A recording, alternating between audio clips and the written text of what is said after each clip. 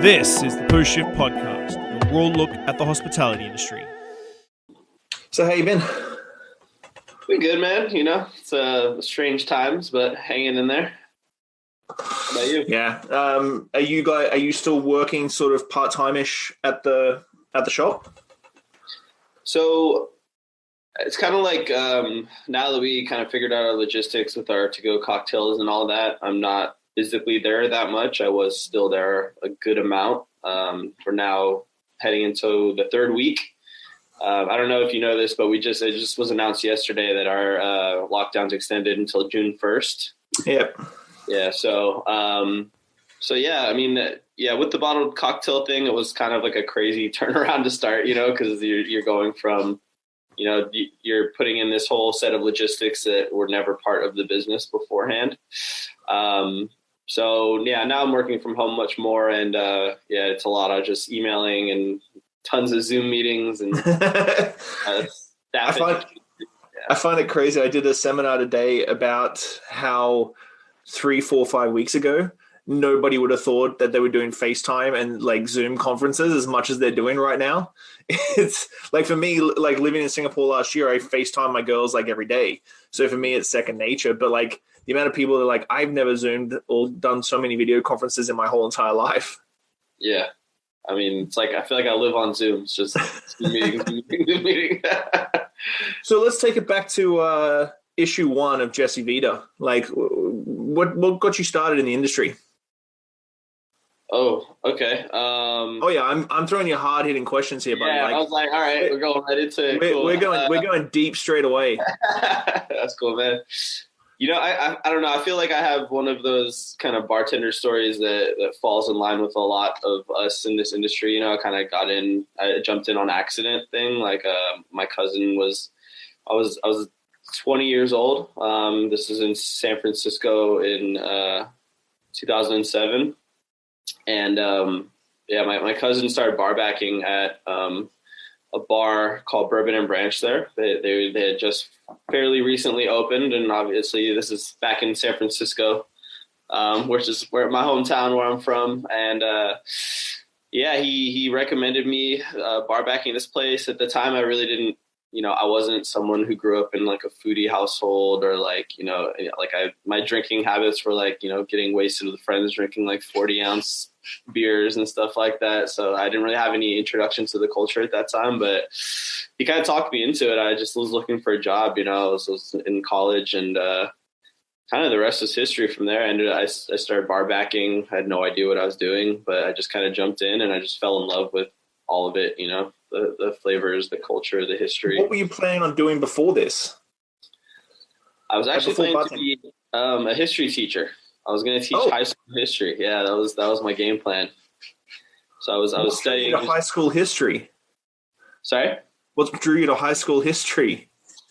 I always loved history, and I've always enjoyed teaching.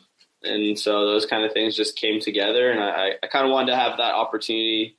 Because I think, you know, a lot of this, when you grow up, when you're in your formative years of high school and middle school, it's like you have either the teachers that like really hate their job, who are like awful to be students of, and then you have a lot of teachers that kind of just coast in the middle and they're fine. But then you have those teachers that are like really passionate and care, and they can be really inspirational to you. And I had some of those experiences, so I wanted to try to be that person, you know. Interesting. So you started working at Bourbon and Branch 2007, did you say? No, I didn't work at Bourbon and Branch. My cousin works at Bourbon and Branch, and he got me a job working at a place called Orson, which was this restaurant in San Francisco. And probably after I started working at Orson, like 3 or 4 months, then I started bar backing at Beretta in San Francisco, which was, you know, at that time, this was back when the cocktail thing really was just starting in San Francisco. And Bourbon Branch was kind of like the first really serious, you know, like speakeasy type cocktail bar in the city. And then a lot of the people who worked at Beretta branched off, other way around. People went for a lot of the opening team from Bourbon and Branch ended up going to open Beretta. And so, yeah, at that time, it was like one of the main cocktail bars that had all the kind of big players in San Francisco. And so that's where I really cut my teeth. So when did you, well, How long did you stay in San Francisco for? I left San Francisco in 2011. So I was working in bars, bartending, bar backing for like 5 years in SF before I ended up jumping to New York. Oh, so did you make the move to New York to Dead Rabbit straight away? Not straight to Dead Rabbit. I was my jump from San Francisco to New York was kind of like it was also very much a move that was tied to, my desire to go like all in on bartending. When I was in San Francisco, it hadn't really it wasn't a thing where it like encompassed my entire life and lifestyle. It was more of like a clock in, clock out. Like I worked at some good bars. I was a good bartender. I had a chance to learn from some good people, but I just wasn't like all in on it as a career.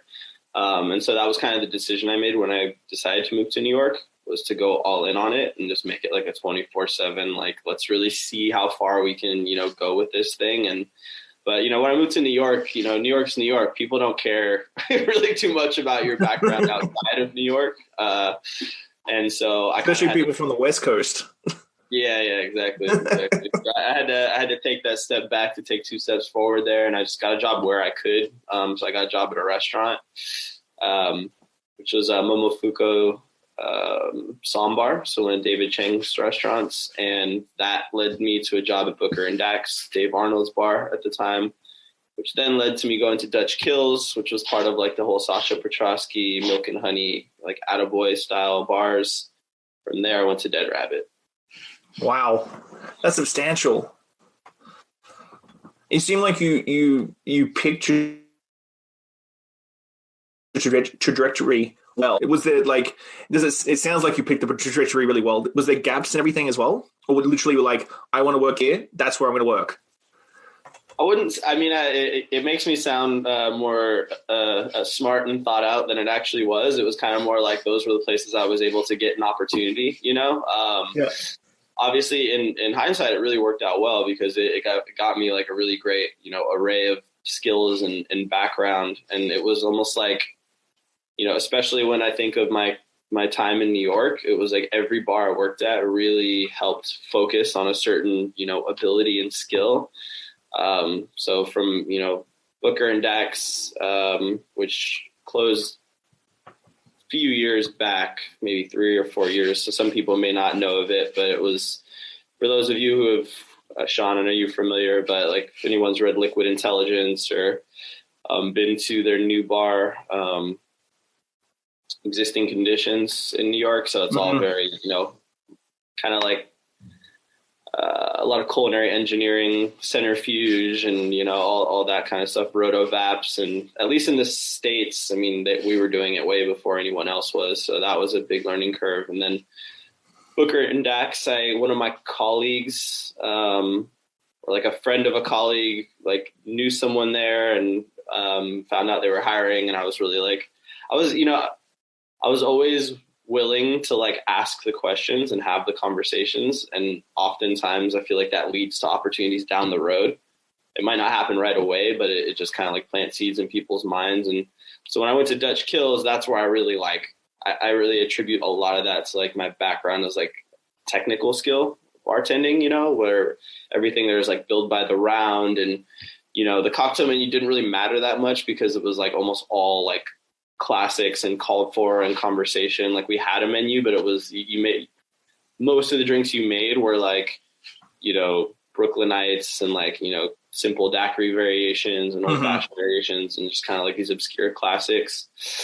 And then it was actually funny, Dead Rabbit. I became friends with Jillian Vos, who's now like a managing partner with that group.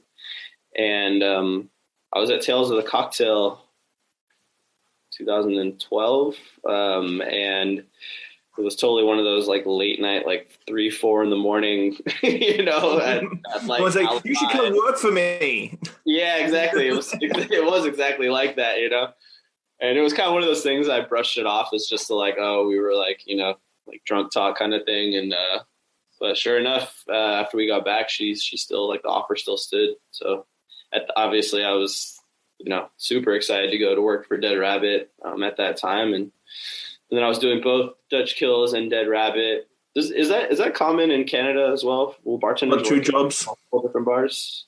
Yeah.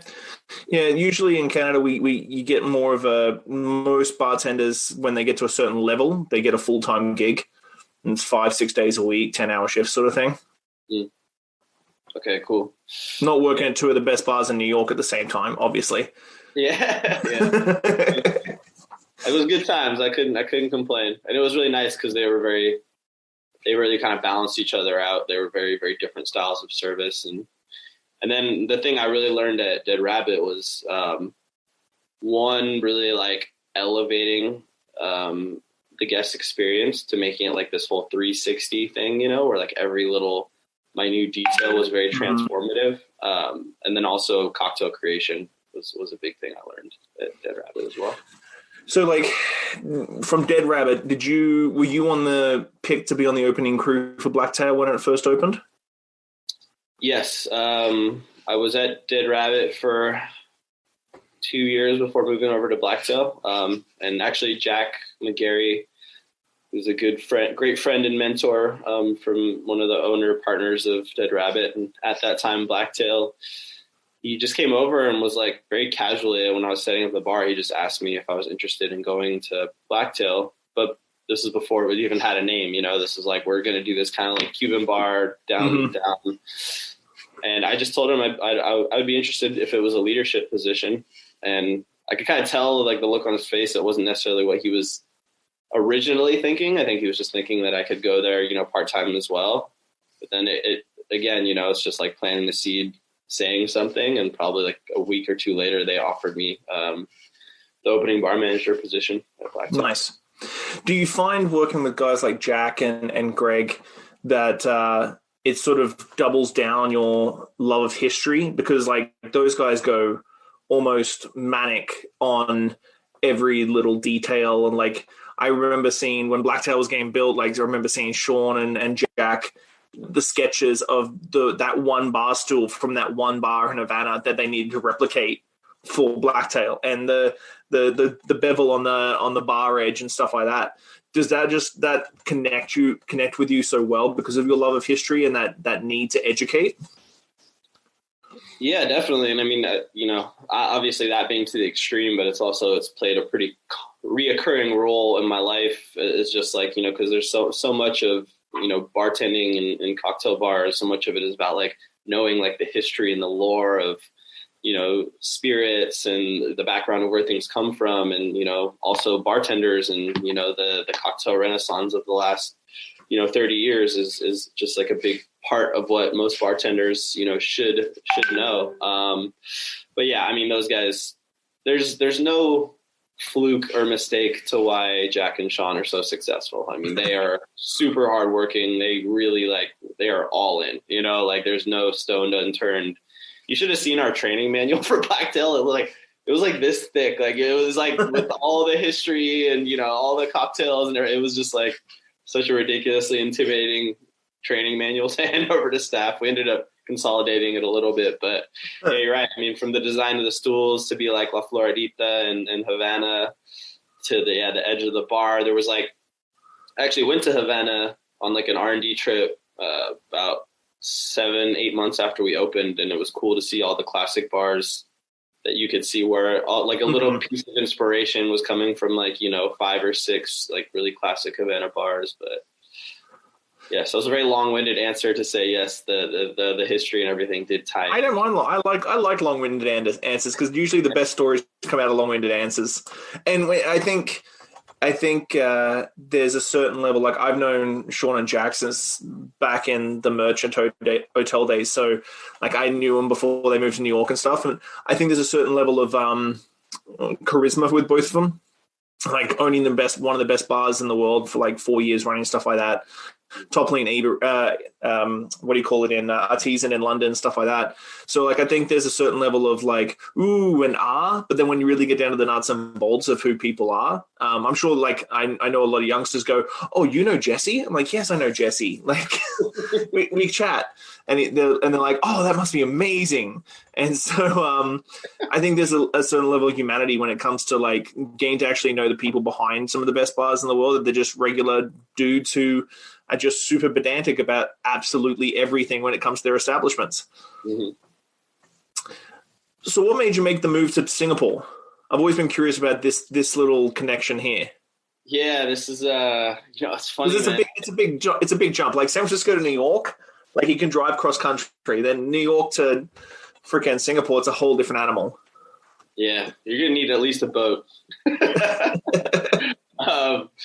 It was really kind of right time, right place, and I think this is, again, as people are coming up in their careers, this is why it's really important. I heard I watched your podcast with Samantha of Dead Rabbit, Samantha Kasuga, and I heard her mention really putting yourself out there, and that is 100% super important, and I'm sure that you can relate in your career as well. It's just kind of like really like making a point to like go out and do things and meet people and take advantage of education when it's there, and in a genuine way, right? Like you don't need to go around like just like pushing everyone for opportunities, but when you go out to Tales of the Cocktail, when you go out to these events, when you have an opportunity to work at a place like Dead Rabbit or something where a lot of people come through, it's a great way to make connections. And actually, the story of me coming to Singapore starts about 7 years ago. It was really, yeah. So it was one of my first successful cocktail competitions, I should say. Back when I was doing a lot of those, I ended up going on a trip to Peru with a brand called Encanto Pisco. They had like this kind of like global competition where you had to put in like a video and feature one of their cocktails, blah, blah. But they sent 12 of us out there. And there was people from around the States and from Australia. And one of the people that I, ended up making a connection with and becoming friends with, who was at the time running he was like kind of beverage director for a lot of bars in Sydney, Jason Williams, who works for a production company out here. He's the creative director. And so him and I just kind of always like stayed in touch. Like, we didn't talk all the time, but I saw him at, Tales of the Cocktail a couple of times, and, whatever, we'd kind of have back and forth here and there. And the actual, the real story starts with a Long Bar in the Raffles Hotel. I'd been working with the boys, with Jack and Shawn, for about 5 years. And I think for the longest time, I just assumed I would just work for those guys forever. But I hit a ceiling, it happens sometimes. Like I just kind of, after, Blacktail had some great success in the first 2.5 years I was there. But I just started to I realized that I was getting unhappy in New York. That was kind of the first thing, more so than my job. I just was like, I'm kind of nomadic. I got to like move around here and there, and I just kind of felt like I'd been in New York for almost 7 years at that point. And it was just time. And so I kind of already had a plan of, I was going to, end up putting my notice in at Blacktail at the end of 2018. And I was just going to kind of like see what was out there for me, maybe head back to California, or I really didn't know at that time. But the Proof & Co. guys started blasting out this opportunity for the Long Bar, and the Raffles Long Bar, home of the Singapore Sling, as you know. Very famous, storied, iconic hotel bar, and I kind of just fell in love with that like romanticism of like coming back and revamping this historic program. So I interviewed for the job very casually at first, and I had messaged Jason, some guys from Proof & Co., just asking some questions about it. I ended up being in these interviews for months, and I ended up being one of the final candidates. They ended up choosing somebody else, which was totally fine. But, one closed door leads to another open one. And that's exactly what happened in this situation, is because I had spent, 3 months interviewing for this job, and I had gotten really serious about thinking of moving to Singapore, which wasn't something I had really considered in the past. Because of that, I had visited once, and it was a very quick trip, but I did enjoy it. And then because I was interviewing and thinking about it, I started talking to people out here and asking them, like, what was life like? And, it was like getting more kind of an in-depth understanding of it. And it seemed like it could be something cool. But when that ship sailed, like it really sailed for me, I was kind of just like, okay, that thing didn't work out. It was kind of random anyway. I'm just going to continue with my plan. And then Jason reached out to me, and he was just like, hey, man, like if you're still interested in Singapore, there might be this cool opportunity. And for some reason, I just knew he was talking about Atlas. I didn't even I didn't even know at that time that the former head bartender Roman was leaving, but I just had a feeling he was talking about Atlas. And he was like, yeah, Atlas, like this position's opening. And it wasn't like this is your job if you want it. It was just like, hey, we want to put you forward as a candidate. And at that time, I was just, to be honest, my initial feelings were more kind of just like, let's just have the conversation and see where it goes. And then that led to another few months of interviews. And then when I got to know, the upper management, the ownership, I kind of felt like we were all in line with what, we wanted to achieve together with Atlas. And luckily, at the end of the day, they decided I was going to be the best candidate for the job, and they offered me the position. I always thought you were the opening manager for Atlas. I didn't know Atlas was already open when you took over. No, Atlas. So Atlas actually opened. It was actually kind of funny. Like I feel like I have this weird relationship with Atlas because Atlas opened right around the same time Blacktail opened. Oh, really? Yeah. Well, a little bit later. It opened probably. Let's see. So probably like 5 or 6 months after. Okay. But as far as like the global kind of like scene was, Blacktail and Atlas just ended up being kind of some of the more like, talked about, well-known, bar openings of those times. So it was kind of like we were always like mirroring each other a little bit. No, so the original head bartender, his name is Ramon Fulton. He used to work at Artesian. So he was at Atlas for the first year and a half, roughly, before moving on. And then I was at Blacktail for about 2.5 years. So they actually had like a 4-month gap of not having someone in my position here. So that created some interesting challenges when I first arrived, but yeah, it all worked out the right way, I think. So you made the move to Singapore. I know my opinion of Singapore is very, very high. Like if I was a single man today, I would be moving to Singapore tomorrow. Do you enjoy being in Singapore? I do, man. It's, obviously you were living out here for a bit.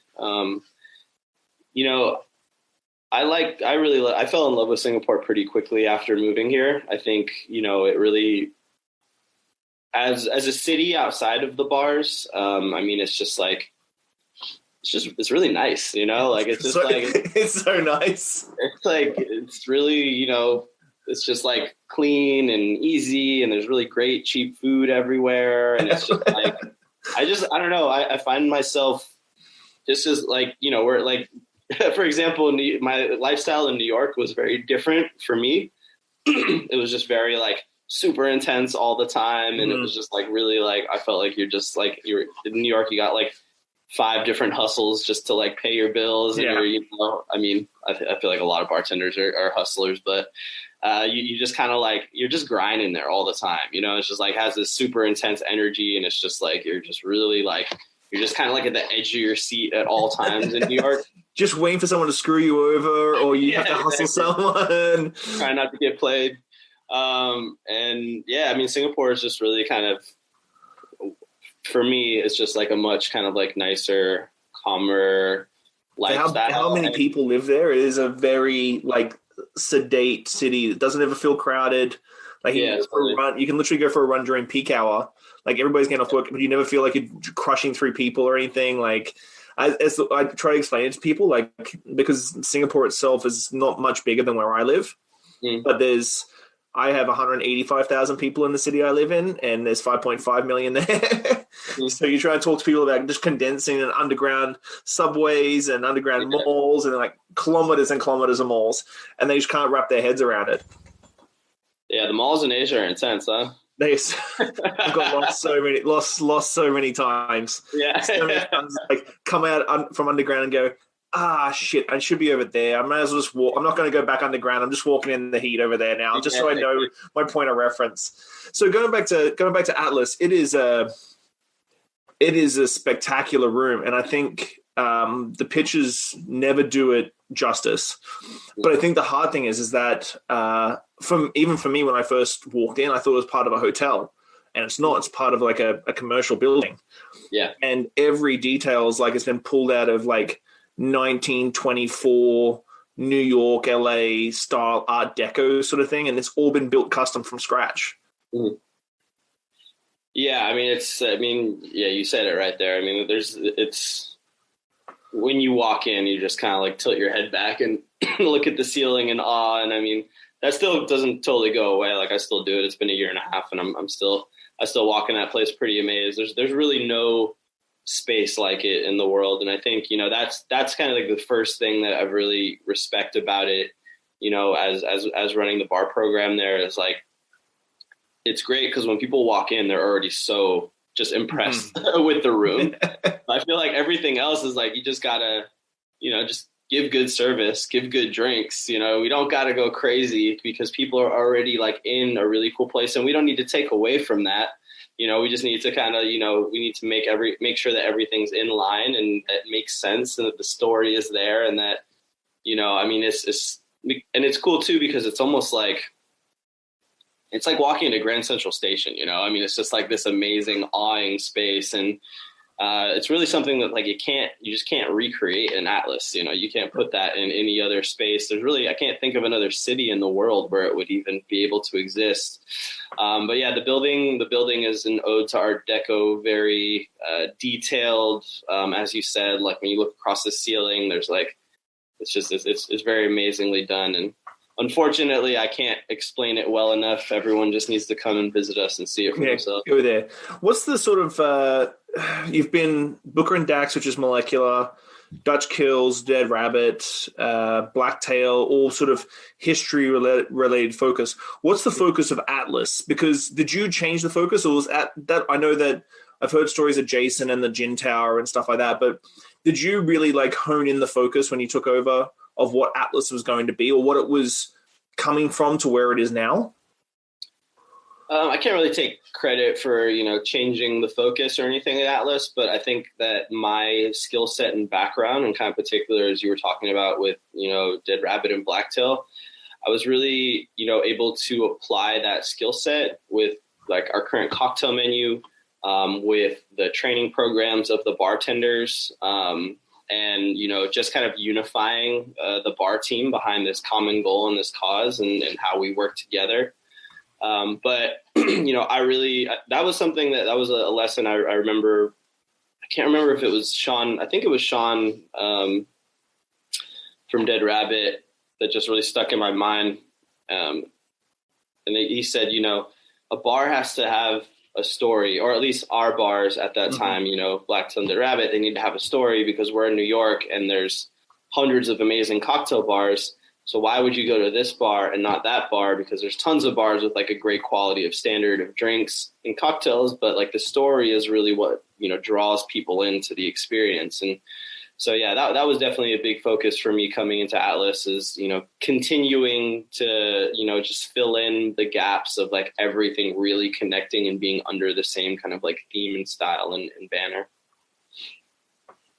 I feel I know that coming from North America, the job market in Singapore is much, much different in the way of the staffing and that sort of thing. And I don't know, but you've been in the industry long enough. I feel like hospitality and bartending and serving in Singapore is still viewed as like what it was in the US 20 years ago, where it's like your mom and dad are shameful of you because you're still a bartender and you haven't got a real job.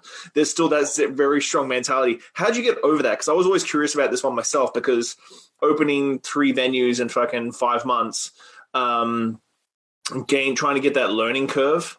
And I remember coming in, I didn't hire the first round of staff for Misfits. They were hired before I arrived, and a few things got done before I arrived, so I had to sort of adapt. And I remember doing a wine tasting, and my wine manual was like this thick. The owners want a 45 bottle wine list. I'm like, sweet, we're going to go freaking hardcore. Like, you want Mediterranean, I can do it. And I remember sitting down doing training going, so who drinks wine regularly? And no hands went up. And then I was like, who's drunk wine?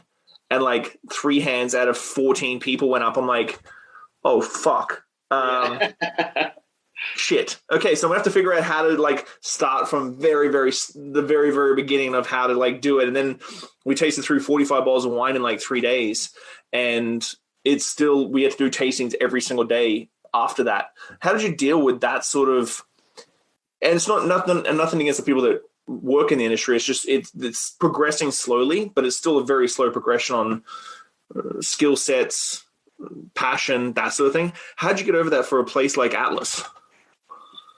Yeah, I mean, you nailed it. I mean, staffing out here can be very challenging because just like you said, it's still in that beginning stages here. And I think, Singapore had such a rapid ascension, right? Like, went from 1 or 2 cocktail bars to 5-6 years later, regarded as one of the best cocktail cities in the world, just like that. And so, the entire culture of, the local people here, obviously it still needs to catch up with kind of like understanding that, bartending can be a real job and a real career. And the first 6 months, first year even, I mean, was really, really challenging with staffing. But, I think the most important thing always is a culture, right? A culture of sustainability, a culture of, education and care, which will get people to stick around. But we went through tons of turnover when I first got here. And I mean, there were times when I was so desperate to hire people at one of the world's best bars that I was like, all right, like, yeah, you have almost no experience, but like a really like basic understanding. So here we go, Anywhere else in the world, you just have a lineup out the door of people dropping off resumes constantly. Well, I think, also there's the quota thing here, which some people viewing may not know, that you need to hire basically 5 Singaporeans for every one, foreigner, if you will. So that obviously it's a good and a bad thing, because it's obviously good that the government cares to have their Singaporeans to be employed. But it also can create a bit of entitlement, right? With like a Singaporean knows that they can always get a job, then it doesn't create that same kind of like dynamic. Like you said, if Atlas was in New York, there would be a line around the block for people to work there. But so, yeah, it was a learning curve. But I was able to find some success at this point. I mean, we've barely had any turnover the last 8-9 months at the bar team. And I think it's really just because, the people that were wanting to take it seriously and step up have done that. And they've kind of moved up into some leadership positions. And we got a Canadian girl on our team, Lauren Cisnowski. She's doing a great job. She's part of my bar supervisor team. So, we have a couple of people that really stepped up and it's still a learning curve of, every day, being a leader, and it's still a learning curve, when you bring one bartender up from bartender ranks into a supervisor role, it's a lot of work to really get them to stabilize in that. And so I have the full respect of their peers, but I just really, you get out what you put in. Mm-hmm. And I really feel like as a manager, of course, those like the romanticized aspects of what we do, like getting to travel or, whatever, judge or, do cocktail competitions, or people see the posters, the awards, but that's like such a small percent of what we do. And I really feel like I spend all my damn time just sitting and talking to people, just making sure they're okay. And just like trying to set up the team, to be and to feel like they can be successful in Atlas, and putting, a training program together that's like, when you leave this bar, people should look at your CV or your resume and be like, oh shit, you worked at Atlas. I expect a certain level of, skill set from you. And like, when I bring people in, I'm like, I will provide you with that. You'll have that when you work here, and so it's created some sustainability within our team. But I mean, yeah, it was a massive challenge when I first got here. On a personal note, how do you personally stay motivated? Because like, do you feel like you've hit the pinnacle of your career with Atlas? or apart from the ever evolving nature of your role, do you feel like you've sort of, because a lot of people would have said like, oh, you did Blacktail, and then when you did Atlas, I'm just like, dude, fuck, can you stop just like everybody thinks you're at the top there, you freaking take another massive leap up. How do you stay motivated? Because you were saying like you're very nomadic and that sort of thing. How do you stay motivated and pushing yourself to continue being better day in, day out, especially with the hurdles? Man, that's a good question, Shawn. You're coming with the hard-hitting ones. I don't know if anyone's ever asked me that before. Yeah, I mean, I've been quite lucky to have a pretty amazing career trajectory and arc, especially over the last 4 or 5 years. It's kind of like one of these been these moments of like, oh, these are the opportunities I suppose I've been working for. The last 12 years in the industry, 13 years in the industry. I've kind of always, I don't know if this is a good thing, but I've always had a chip on my shoulder. I kind of like grew up with that, just like because of my upbringing. So, I'm my own worst critic. No one will ever be harder on me than I'll be on myself.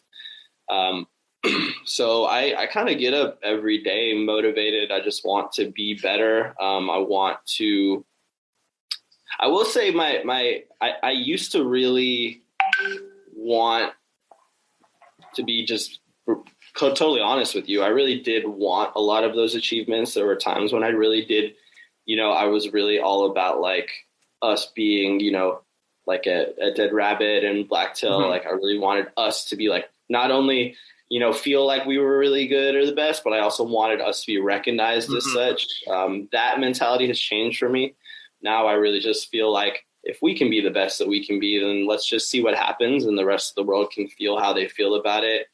But yeah, I don't know. I still like, I still got all these ideas and I still really like, love to be creative and I love to, apply myself as much as I can in my role. And I mean, it's not like it's easy all the time. I definitely get up days where I don't feel motivated or, I don't want to do, some of the maybe more tedious, admin aspects of my role. But like, I don't know. I haven't really lost inspiration. I still feel pretty fired up. And as far as the pinnacle of my career, I mean, I don't know. I mean, for me, I feel like there's a lot more left to the story. I feel like I have a lot more left with Atlas in particular at this point. But yeah, as far as what happens after that, I mean, I don't know.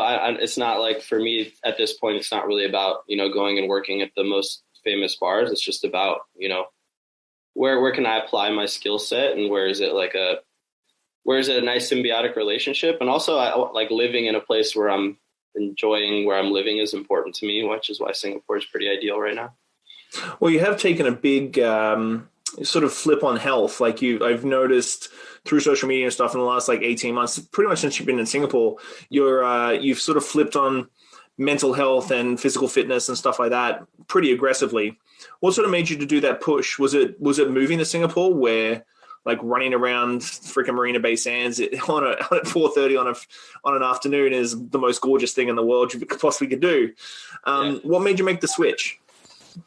Also the most brutal thing you can do because it's like 90% humidity and 40 degrees every day here. I don't know. It was just time. It was just, to be honest, as many bartenders do, I was just like abusing my body like hardcore for a very long time and not eating healthy and, just like, I mean, I've gone years and years and years of drinking every night, you know what I mean? Like, and there were times when I was a little bit younger, especially where I was like drinking to the point of being, intoxicated about every night. And, I still like to drink and have a good time, but it was just, I felt like I needed that balance, I'm not getting any younger. And I just, there was something about Singapore though, that did make it feel easier to make that transition than in New York. And I can't really put my finger on what it is. Maybe there's just like a healthier general culture and lifestyle here that makes it easier to vibe with. But, I mean, the weather's warm every day, so you can run every day. It doesn't get cold here. I have flopped pretty hard since I was working out as much as I was in Singapore. I think it's just the size of the city. Like you can literally do an hour run and you've run around the whole entire bay. And I was up on Keong Sack above Old Man there, and I could do the whole run around Chinatown and everything in an hour and be home. And I'm like, oh, that was a nice run, a gorgeous run, sweating your balls off. Now for me to go for a run for an hour here, that's too far. It's too cold. Too cold. It's too wet. It's too far. So what do you see for yourself hypothetically? Where do you see Singapore bouncing back? Do you think it's going to bounce back strong after the lockdown, or do you think there's going to be? I always found that Singapore had a little bit of, for hospitality anyway, a little bit of a false economy, like a lot of money in the system, a lot of bars always opening and sort of closing and evolving and stuff like that. Do you think that this is going to sort of put an equilibrium to the cocktail culture, because it is so young, it is so new? Do you think it's going to equalize the culture a little bit when it comes to food and drink of the hot, higher stuff? Yeah, man, it's also in this weird, bizarre 2020 in the world. It's all very up in the air. I mean, I'm obviously very concerned for the F&B industry, not just in Singapore, but globally. I think there's a lot of scary outcomes for this. And, not to be selfish, but our industry definitely is one of the most negatively affected within this because, for a myriad of reasons. But I guess to answer your question with Singapore, yes, I do think it will bounce back. I think it'll take a little bit of time. I mean, obviously, Singapore relies very heavily on tourism, like many cities around the world. So we've lost a big chunk of what is the business, a lot of the business that comes through some of the cocktail bars here. The thing about Singaporeans is they do go out a lot. And Singapore, the culture here is very like bar hopping. Like people don't really like go and sit down at a place for 3-4 hours as much as they do maybe in a lot of other cities. So I think there will still be a demand. I think, just the big question with it bouncing back is like how many bars are not going to reopen? You know what I mean? Like how many places are going to be affected? I mean, there's this like weird, I think the weirdest thing with what's going on right now is like the rent thing is very confusing, right? It's like everyone has to shut their doors, but if your landlord still wants their rent, then they still want their rent, and it's like, okay. Or like some of the places who've kind of done like the furlough thing where like in New York, landlords can't evict people for 3 months and, and it's like, yeah, but what happens after 3 months? Like you have people who haven't been working and haven't making income. They're just magically going to be able to pay 4 months rent. Yeah. Like it's like there's a flaw, it doesn't make any sense. So it's like, I mean, that's something that has to get figured out. But for the culture here, I still think it's a great market for cocktail bars for a whole myriad of reasons. I mean, for English being the first language, it makes it very approachable for Western travelers and foreigners settling in here. The culture here is that everyone goes out. Like if you're growing up, you go to the food hawkers all the time. It's not like a huge, cook at home culture. And, while people here are not, as advanced in their maybe education of wine or spirits or things like that, because Singapore is such a young country, there's not really a very set way of drinking here. It's still pretty open, and people are pretty willing to try different things and stuff. So yeah, I mean, I do believe it will bounce back, but it's going to take a while. It's not going to be a quick turnaround. You know what I mean? And hopefully, as we get into the, late summer and into fall, hopefully we're starting to get a little bit back to normal. But I mean, internally, yes. But I mean, for tourism, I mean, who knows? That might not even be till 2021 that. And really it's tourism's all the time. It's not like tourism seasons like most cities. It's tourism all the time. It doesn't stop. Yeah. So, for you personally and for Atlas, what are the big plans? Like, before all this sort of thing happened, what were the big plans for 2020 for Atlas before COVID? Well, we're working on the new menu, which we're still doing. We were just rolling out like our first ever kind of guest bartender series. It was something we had never done.